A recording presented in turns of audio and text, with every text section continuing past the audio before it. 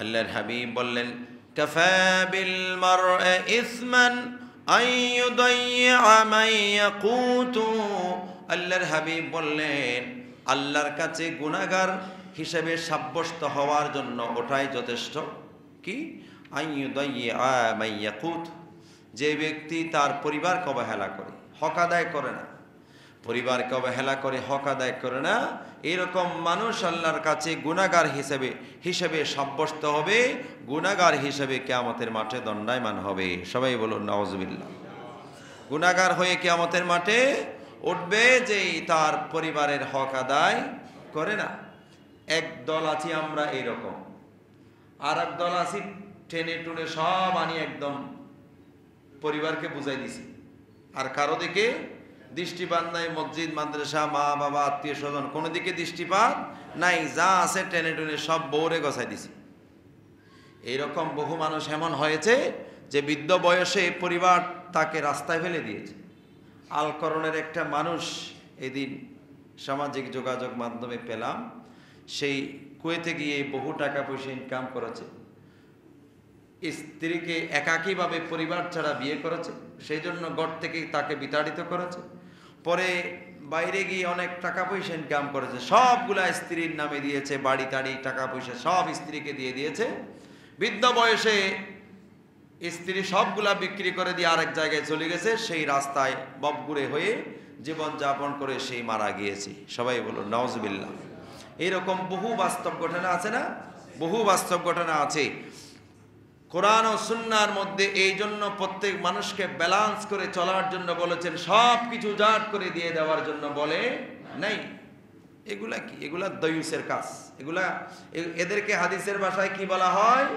দায়ুস বলা হয়। আল্লাহর হাবিব বলেছেন, আদ-দায়ুসু লা ইয়াদখুলুল জান্নাহ, দায়ুস জান্নাতে যাবে না।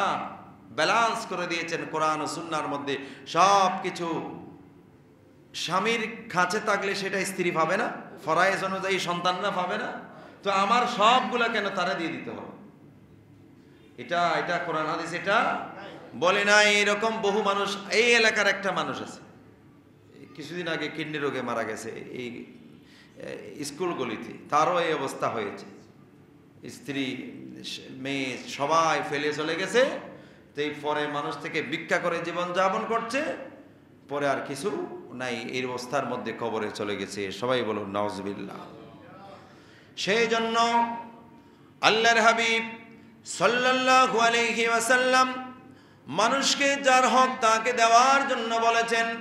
মায়ের হক মাকে দিতে হবে, স্ত্রীর হক স্ত্রীকে দিতে হবে, ব্যালেন্স করে জীবন যাপন করতে হবে।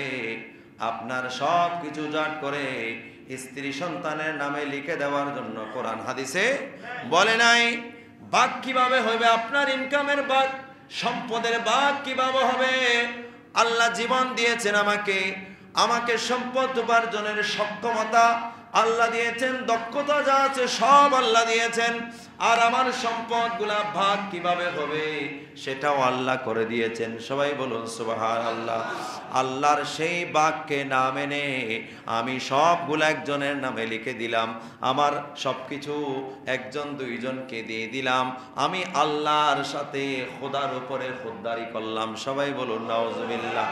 আল্লাহর আইনকে আমি মানলাম না, আল্লাহর বিধানকে আমি মানলাম না, সেই জন্য আল্লাহ আমার উপর নারাজ হয়েছে। এই রকম বহু মানুষের জীবনে শেষ বয়সে যখন বেশি সেবা দরকার, বেশি দয়া দরকার সন্তানের, স্ত্রীর, তখন কেউ পাশে থাকে না, ববগুড়ে হয়ে জীবন যাপন করে দুনিয়া থেকে চলে গেছে। সবাই বলুন নাউজুবিল্লাহ। এরকম বহু মানুষ আছে, বিশেষ করে আমাদের দেশে। আর আমাদের দেশের মাশাআল্লাহ মা বোনরা অনেক সময় এমন হয় ফাঙ্গাসের মতো, আফ্রিকান মাগুর মাছের মতো, যা ভাবে সব আমি খেয়ে ফেলবো, কাউরে দেব না, এরকম হয়ে যায় না? এরকম বহু মা বোনরা এরকম আছে যে একদম আফ্রিকান মাগুরের মতো, পাঙ্গাসের মতো, এইরকম অবস্থার মধ্যে আছে। এইরকম অবস্থা যে আমার থেকে মোটামুটি আমার বাউন্ডারি থেকে বাইরে যেতে পারবে না, সব আমারে দিতে হবে হিসাব কিতাব। সবাই বলুন নাউজুবিল্লাহ।